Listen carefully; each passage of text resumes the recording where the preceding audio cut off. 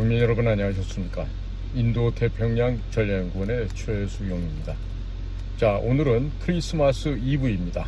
2024년 12월 24일 가족들끼리 도란도란 모여 앉아서 예수님 오신 날을 축하하고 또 2000년 전에 예수님이 오셨던 그 날을 기억하면서 어떻게 하면 좀 이 지구에서의 삶이 아름다워질 수 있을까? 다들 가족끼리들 아마 여러 가지 웃음꽃 피는 이야기들이 아마 지금 이 시간에는 많이 나올 것 같습니다. 자, 지난 6월 27일이었던가요? 대통령 후보로 나왔던 조 바이든과 그리고 도널드 트럼프는 예상보다 한 3개월 앞당겨진 디베이팅을 통해서 앞으로 내가 미국의 대통령이 되었을 때 나는 미국을 어떻게 이끌고 나가겠다, 이런 여러 가지 가치와 철학, 정책 추진 방향 등에 대해서 토론을 1대1로 나눈 바가 있었습니다. 묘하게 그날 완전하게 치매 노인이 그동안 바지 사장을 해왔다는 것이 들통이었죠. 그렇게 되면서 조 바이든은 맞고 나갈래 그냥 나갈래, 낸시 펠로시로부터 이지웨이를 택할래 하드웨이를 택할래, 이런 협박을 받아가면서 결국 대통령 후보 자리에서 쫓겨났습니다. 자, 그 결과 그 뒤를 이은 카말라 해리스가 민주당의 대통령 후보가 되었습니다마는 터무니없이 부족한 실력과 그리고 인격 등으로 말미암아서 카말라 해리스는 226표를 얻는데 그쳤고 도널드 트럼프가 312표를 얻음으로 인해서 미 합중국의 제47대 대통령이 되었습니다. 자, 이와 같은 2024년은 미국에서의 대통령 선거가 대단히 유의미한 선거였다고 전 세계적으로 평가를 합니다. 그 까닭은 바뀐 것은 대통령 한 명인데 실제로 미국이 변하는 게 아니라 전 세계가 같이 변화하고 있습니다. 자, 예를 들어 보면 이번 취임식 때도 어이 블라디미르 푸틴, 자네 일로 축하하러 와야 되지 않겠나? 자, 시진핑 습근평이한테도 어이 시진핑 이제 와서 아련을 해야지, 자네가 신화된 도리를 해야 되지 않겠나? 자, 이래 가면서 지금 초청을 다 하고 있어요. 근데 과연 습근평이 중국 공산당의 자존심을 세우느라고 미국 워싱턴 DC 가서 도널드 트럼프 황제 폐하 앞에서 과연 머리를 조아리고 무릎을 꿇을 수 있겠습니까? 결코 쉬운 일이 아니라고 생각이 됩니다. 자, 그러면 한 명이 바뀌었지만 미국이 바뀜으로 인해서 지금 전 세계가 덩달아서 바뀌어가고 있습니다. 최근 들어서 MSNBC라든지 미국의 각종 주류 언론이라고 불리우던 자들이요, 지금 들어가서 지금 머리를 조아리고 있습니다. 특히 ABC에서 그 팔라조프스키인가요? 그 도널드 트럼프에 대해서 터무니없는 얘기를 막 하다가 결국에 금융 치료를 받습니다. 자그마치 1,500만 달러를 도널드 트럼프 그 기념 역사관인가요? 도서관인가 거기다가 도네이션 기부함으로써 타협을 받는데 실제로 안 그랬으면 1빌리언 10억 불 이상을 두들겨 맞았겠죠. 자, 지금 미국의 언론과 빅테크가 지금 금융치료 내지는 물밭 따러 지금 맞으려고 지금 줄을 서고 있는데요. 뭐 팀 쿡 애플 대표라 할까, 아니면 마크 저커버거 페이스북이죠, 메타로 현재 알려져 있는데 그 저커버거도 가가지고 무릎을 조아렸죠. 자, 지금 전 세계가 이러고 있는 상황입니다. 심지어 푸틴도 우리는 언제든지 미국과 대화할 준비가 되어 있어. 그리고 습근평이도 우리는 미국과 평화적인 모드를 앞으로 계속 진행해 나갈 거야. 심지어 탈레반들조차도 미국과 화해 성격을 보내고 있고, 중동에서도 그러고 자연 북한까지도 지금 어떻게 하면 미국에게 잘 보일까, 이런 궁리들을 하고 있는 것이 바로 오늘날의 상황입니다. 자, 그래서 지난 2024년을 되돌아보면요, 이것은 다시 미국의 역사가 바뀌는 한 해로 자리매김을 할 것으로 보입니다. 자, 트럼프가 11월 5일 미국 대통령에서 승리함으로써 미국이 대내적으로는 자유민주적인 가치와 관대와 포용이라고 하는 전통적인 관행에서 다시 종족주의와 정체성의 정치로 그리고 대외적으로는 냉전 종식 이후 유지해왔던 자유주의, 국제 질서의 주도국에서 보호주의와 고립주의의 미국 우선주의, 아메리카 퍼스트로 귀환하는 미국 역사의 변곡점을 그린 해였다라고 평가할 수가 있겠습니다. 트럼프는 미국 역사상 최고령 대통령입니다. 올해 78살입니다. 자, 이렇게 최고령으로 당선된 대통령이고 34개에 달하는 온갖 범죄 혐의에도 불구하고 대통령에 당선된 최초의 대통령이었습니다.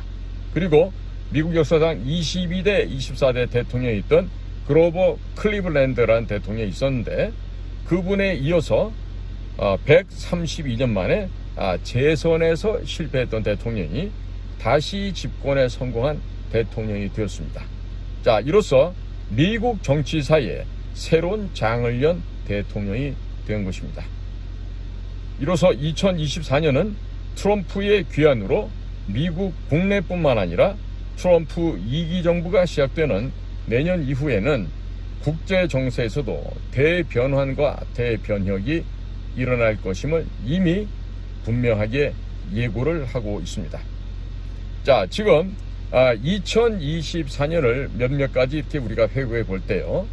2024년은 대내적으로 바이든 정부가 얼마만큼 빠른 시간 내에 초인류 강대국 미국을 망하게 할 수 있는지를 입증해 주었던 4년이라 하겠습니다. 지나간 조 바이든의 4년간의 실정에 대해서 민심의 폭발이 일어났고 지난 11월 5일 미국 대선에서 여실히 그 모든 것을 입증한 한 해였다고 하겠습니다. 트럼프 정부 당시에는 1%였던 인플레이율이 바이든 정부에서는 5%로 상승을 하였습니다. 특히 휘발유, 식품 등 장바구니 물가는 18%나 치솟았고 금리 또한 3%에서 6%로 상승을 하였습니다. 주택 임대료가 상승하는 등 보통의 미국인, 우리 에버러지 아메리칸이라고 얘기하죠. 이 보통의 미국인들은 생활이 날이 갈수록 더욱 힘들어졌습니다.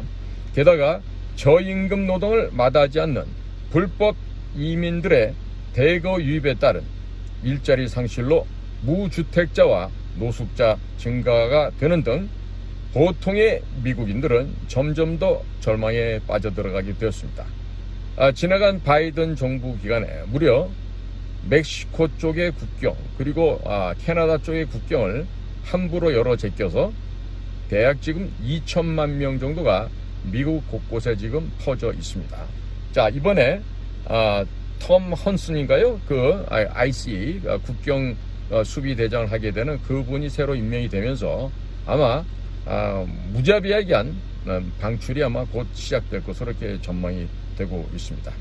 자, 이렇게 국내 사정이 날이 갈수록 어려워지고 힘들어지는 가운데에서 우크라이나에서의 전쟁과 이스라엘 하마스 간의 전쟁 등 두 곳에서의 전쟁에 국민들은 피로감이 쌓여가게 되었습니다. 그래서 지금 우크라이나와 이스라엘에 대한 지원을 지속하고자 하는 바이든 정부에 대한 반발 그리고 불만들이 고조되어 갔습니다. 자, 이러한 미국인들의 민심은 각종 여론조사에서도 그대로 나타났습니다.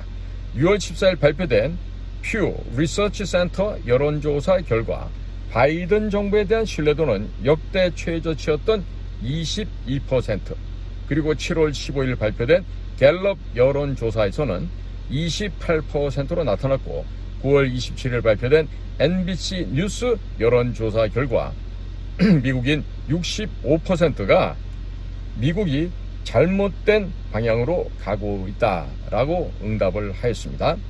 그리고 11월 4일 발표된 입소스 설문 여론조사에서도 64%가 미국이 잘못된 방향으로 가고 있다고 응답하였습니다. 11월 7일 발표된 NBC 뉴스 여론조사 결과 미국인 68%가 경제가 트럼프 정부 때보다 나빠졌고 자신이 가난해졌다고 응답을 하였습니다.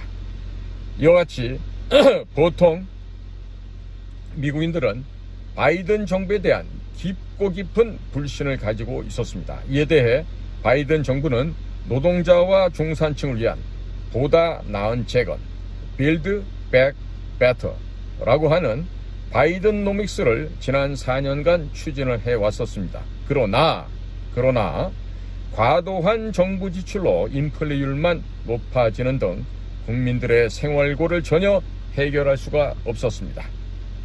그럼에도 불구하고 바이든 정부는 보통 미국인들의 생활고 해결보다는 2021년 6월 25일 사회적 약자와 불우한 계층에 대한 차별을 없앤다는 정치적 올바름, Political Correctness를 실현하기 위해서 DEIA, 즉 D는 Diversity, 다양성입니다. E는 Equity, 평등성이고 I는 Inclusion, 포용성이며 A는 Accessibility, 접근성입니다. 자, 이 네 가지 DEIA, 이것을 미국 전통의 자유민주적 진보의 가치를 연방정부에 도입하는 등 행정명령을 공표한 이래 이 DEIA가 작동하는 깨어있는 정부를 만들기를 추진해 왔던 것이죠. 이 깨어있는 정부는요, 워크입니다. WOKE, 워크 거버먼트라고 하는데요. 이게 소위 말하는 우리나라에도 문재인이를 홀고 빨고 있는 깨어있는 시민연대, 한동훈이와 함께했던 깨어있는 시민연대, 이와 같은 소위 문화적 막시즘에 입각해서 사회를 변혁시키고자 하는 매우 잘못된 사고를 갖고 있는 이런 자들의 집합이라 하겠습니다. 자, 그리고 이와 같은 진보적 가치에 따라서 불법 이민 단속을 완화하였고 우크라이나와 이스라엘에 대한 지원 역시 계속해 나갔습니다. 그러나 시간이 지나면 지날수록 생활고에 처하게 된 보통의 미국인들은 불만을 더욱더 많이 갖게 되었고 그 불만이 더욱 심화되어 민주당 대선 후보가 바이든에서 해리스로 바뀌면서 현상 변경에 대한 일말의 희망을 걸어볼 수가 있었습니다. 하지만 바이든 대신에 등장했던 카말라 해리스 역시 보통의 미국인들의 경제난 해소보다는 바이든 정책을 그대로 계승하고자 했습니다. 인권, 민주주의 등 미국의 전통적 관념과 가치를 강조하는 등 부유하고 생활고를 느끼지 못하는 미국의 기득권층과 엘리트들만의 입장을 대변을 하였습니다. 자, 이렇게 함으로써 보통의 미국인들에게는 실망의 실망감을 더 안겨주게 되었습니다.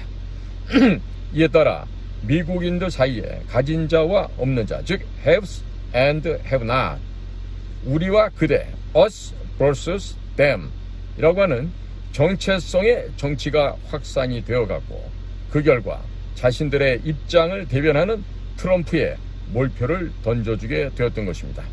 이로써 2024년은 지난 4년간 조 바이든 정부의 국정에 대한 국민 심판이 이루어진 해이자 미국 사회가 극히 양분되어 있었음이 명백하게 드러난 한 해였다라고 단정할 수가 있겠습니다.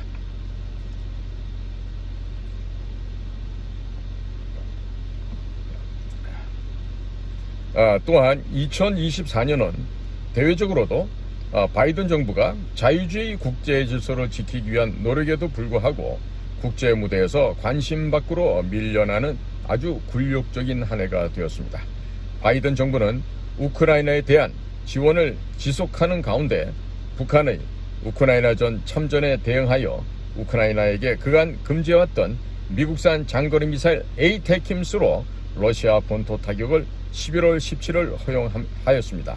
그렇게 함으로써 푸틴에게 강력한 경고를 하는 한편 중재를 통해서도 이스라엘과 이란의 대리 세력인 헤즈볼라 간의 휴전을 11월 27일 날 이끌어내는 등 새로운 악의 축 견제 노력을 강화했습니다. 이 새로운 악의 축은 New Axis of Evil이라고 하는 또 다른 외교 용어가 되겠습니다. 그러나 시진핑과의 마지막 정상회의가 11월 16일 APEC 정상회의에 있었고, 그리고 페루 리마에서 APEC 정상회의, 그리고 G20 정상회의가 브라질 리오데자네이루에서 있었습니다.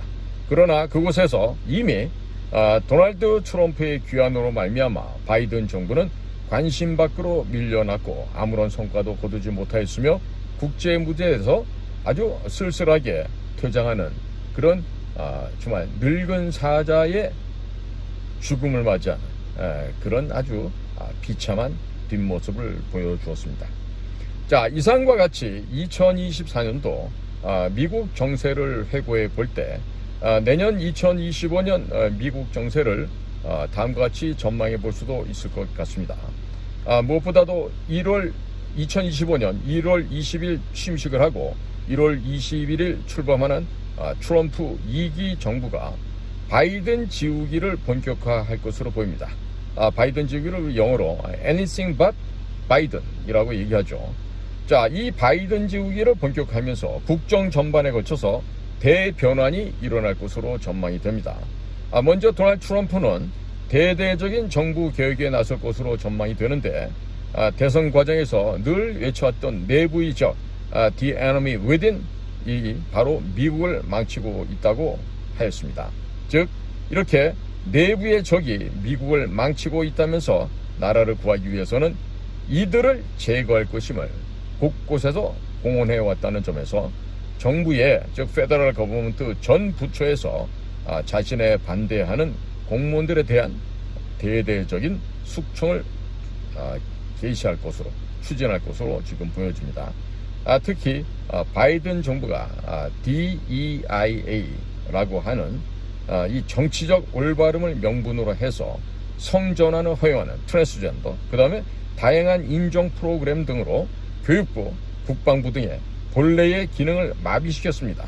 그러므로 올바른 교육과 군사 준비 태세를 붕괴시켰다는 점을 들어서 교육부를 폐지하고 국방부에 대한 대대적인 개혁을 추진할 것입니다. 바로 그 국방부의 개혁 추진 담당자가 바로 피트 헤그세스가 되겠죠. 또한 바이든 대통령이 12월 1일 이권 개입 등 혐의로 재판을 받고 있었던 아들 헌터 바이든을 사면해 줬습니다. 자, 이것을 구실로 해서 사법 체계가 부패하고 정체화되어 있다면서 트럼프 자신을 기소했던 검사를 비롯하여 관련 공무원들의 대거 해임 등 바로 법무부 그리고 FBI 등에 대한 대대적인 숙청에 나설 것으로 전망이 됩니다. 자, 이런 가운데 인공지능, AI 등 첨단 기술이 지배하고 있는 시대의 변화에 부응하기 위해서 혁신 기업가 일론 머스크를 수장으로 정부 효율부 DOGE라고 그러죠. Department of Government Efficiency, 이 정부 효율부를 앞세워서 연방정부 전 부처에 걸쳐서 예산과 인원 감축을 포함하여 기존에 방만했던 시스템과 규제를 개혁하고 부습을 타파하는 등 대대적인 정부 혁신을 통해서 국가 경쟁력 강화를 도모할 것으로 예상되고 있습니다. 외교 안보에서는 트럼프 2기 정부가 가치 및 동맹이라는 기존의 이런 미국의 이익을 우선시하는 이런 것보다도 이전에 중요시했던 가치, 동맹, 이것보다는 미국의 이익을 더욱더 우선시하는 미국 우선주의, 아메리카 퍼스트, 이 주의에 따라서 북대서양 조약기구, 네이토 등 동맹국들에게 안보 분담을 증액하는 한편 역할의 확대를 강력하게 요구해 날 것으로 전망됩니다. 그리고 미국의 불필요한 전쟁에는 개입을 피하고 미국 국익에 대한 위협에는 직접 개입한다는 선택적 개입주의, 즉 신고립주의 정책을 전개해 날 것입니다. 지금 어저께인가요? 파나마 운하를 운영하고 있는 파나마에 대해서 아주 무시무시한 지금 경고를 내리고 있죠. 그러니까 앞으로 말 안 듣고 멋대로 하면은 무력으로라도 진압해버리겠다. 지금 이 뜻을 지금 분명히 밝히고 있습니다. 그러니까 우리나라도 이렇게 변화하는 이 국제 환경에 빨리빨리 적응 못하면요, 결국에 낙오자가 될 수밖에 없음을 우리가 깨달아야 될 것입니다. 자, 이래서 집권하게 되면은 24시간 내에 우크라이나 전쟁을 종전시키겠다고 하는 기존의 언행처럼 우크라이나에 대한 지원 중단, 그리고 푸틴과의 협상을 모색하는 한편, 중동에서도 이스라엘에게 하마스와의 종전 압박을 강화하면서 사우디와 이스라엘 간의 수교를 통한, 보통 에브라함 협정이라고 얘기하지 않습니까? 이를 통해서 이란 견제를 적극적으로 추진하는 등 유럽과 중동 내에서 균형을 통한 안정을 도모할 것으로 전망이 됩니다. 그리고 이 양 지역에서 점점 손을 떼어내고 최대 위협 국가인 중국 견제에 모든 역량을 집중해 나갈 것으로 전망됩니다. 트럼프는 중국 견제를 위해서 힘을 통한 평화, Peace through Strength, 이 힘을 통한 평화 기치 하에 군사력, 특히 해군력을 강화하면서 한국, 일본, 호주 등 인도 태평양 지역 내 동맹국들에게 방위 분담 증액을 통한 대중 견제 역할 확대를 요구하는 등 일기 정부 때 자신이 수립한 인도 태평양 구상을 강화해 나갈 것으로 보입니다. 자, 우리에게도 미중 간의 무기 경쟁이 아닌 한국과 중국 간의 한중 간의 무기 경쟁을 통해서 중국을 꼬꾸라뜨리고, 그리고 필리핀 일대에다가 대한민국 군사시설 기지를 확충함으로써 동지나 남자나의 평화적인 항로를 확보하는 한편, 필리핀 그리고 베트남을 조종해서 중국을 뒤에서 때려잡는 이와 같은 고도의 전략 전술을 실시할 필요가 있겠습니다. 자, 그래서 경제 통상 면에서 보면요, 트럼프 2기 정부는 미국 우선주의, 아메리카 퍼스트 기조 하에서 미국 노동자들을 위한 공정한 무역, 그리고 공정한 부담을 내세우면서 10%에서 20% 보편적인 기준 관세, 그리고 중국에 대해서는 60% 관세를 부과, 그리고 제조업의 리쇼링, 미국으로 돌아오는 거죠. 그리고 미국에게 불공정하다고 주장해온 인플레이션 감축법 IRA, 그리고 반도체 과학법, 인도 태평양 경제 프레임워크 IPEF 폐기 등 강력한 보호주의 통상 정책을 추진했던 마당은 작게 하지만 담장은 높게라고 하는 스몰 야드 하이 펜스, 즉 첨단 기술 등 미래를 결정지을 수 있는 주요 첨단 혁신 분야에서는 교류를 차단하되, 통상적인 산업 분야는 무역 및 교류를 지속하는 중국과의 위험 감소, 디리스킹을 넘어서 대선 공약에 따라 중국에 대한 최혜국 대우 및 항구적 정상 무역 관계를 철회할 것으로 예상이 됩니다. 여기서 최혜국 대우라고 하는 것은요, MFN입니다. Most Favored Nation Treatment, 이게 되겠고요. 그리고 항구적 정상 무역 관계는요, PNTR이랍니다. Permanent Normal Trade Relations. 이 모든 것을 철회해버린다는 것입니다. 누구에 대해서? 중국에 대해서. 자, 그리고 중국인들의 미국 투자를 금지하게 하고, 또 미국 내 자산 규제를 강화하는 한편, 미국인들의 중국 투자 금지, 그리고 첨단 기술에 대한 중국의 접근 금지, 중국산 전자제품, 철강, 약품 등 금지 등과 함께 첨단 혁신 기술 분야와 관련된 산업 공급망을 미국 중심으로 재편을 도모할 것입니다. 그리고 보다 광범위한 결별이라고 할 수 있는 탈동조화, 디커플링, 이 디커플링을 적극 추진해 나갈 것으로 전망이 되고, 이에 따라 상호 보복 관세와 공급망 붕괴 등 보호주의 확산으로 글로벌 통상 환경은 악화되고 세계 경제는 침체에 빠질 가능성도 점차적으로 높아질 것이라고 전망이 됩니다. 한반도와 관련해서는 잘 조정되고 실용적인 접근이라는 명분하에 전략적 인내로 사실상 북한을 방치하고 대북 대중 견제를 위해 한미 동맹을 강화해온 바이든 정부와는 다르게 트럼프 2기 정부는 한반도의 지정학적인 전략적 중요성을 감안하여 개입을 강화할 것으로 전망이 됩니다. 먼저 한미 동맹과 관련하여 트럼프가 한국을 머니머신이라고 부른 점을 감안해 볼 때 우리에게 방위비 분담금 대폭 증액을 요구한 한편 대중 견제에 동참하도록 압박을 가해올 것입니다. 이 기회를 활용해야 됩니다. 그리고 북한과 관련돼서 트럼프가 대선 과정에서 김정은과의 어떤 일종의 브로맨스를 과시를 해왔죠.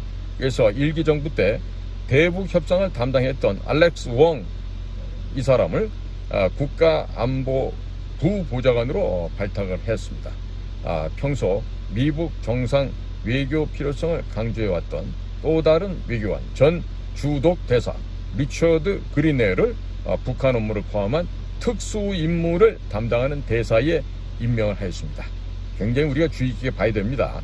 그리고 북한의 우크라이나 전 참전을 계기로 해서 밀착되어 가고 있는 북러 관계에 반해서 소원해지고 있는 북중 관계 등을 감안해 볼 때 우크라이나 전 조기 종전 유도 그리고 중국 포위를 위한 해칭 전략 즉 해칭 스트래티지 차원에서 김정은과의 정상 외교를 추진해 나갈 것입니다. 이미 중국은 김정은을 제거하기 위한 작전에 들어갔어요. 뭐냐?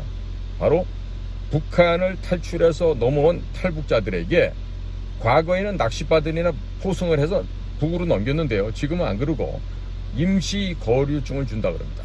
중국 지역에 살 수 있게 해준다는 얘기죠. 이렇게 되면 북한 인민들의 북한 주민의 절반 이상이 앞으로 중국으로 다 빠져나갈 것으로 전망이 됩니다.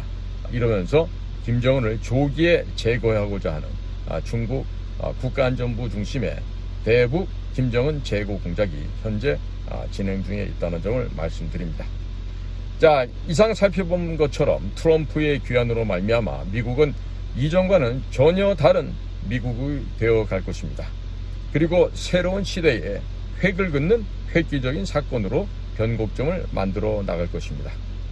대내적으로 기득권층과 보통 미국인들 간 대립과 분열이 심화되는 등 자유와 포용과 관대라는 전통적인 관행이 사라지면서 양극화가 심화되어 왔었습니다. 자, 양극화가 앞으로도 계속해서 더 심화될 것으로도 전망이 됩니다. 그리고 대외적으로 미국 우선주의에 따른 거래적 고립주의와 보호주의가 강화되면서 냉전 종식 이후에 미국이 주도해왔던 자유와 인권, 법의 지배, 공동 번영을 기반으로 하는 자유주의 국제 질서가 종식이 될 것입니다. 자, 가치보다는 이익을 앞세우는 각자 도생의 시대가 돌아야 할 것입니다.